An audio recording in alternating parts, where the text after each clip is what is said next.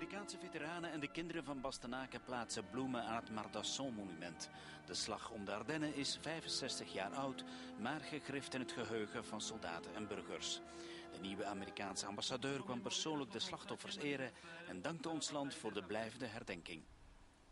The partnership between Belgium and the United States is as close as any partnership is, and this is a symbol of that partnership.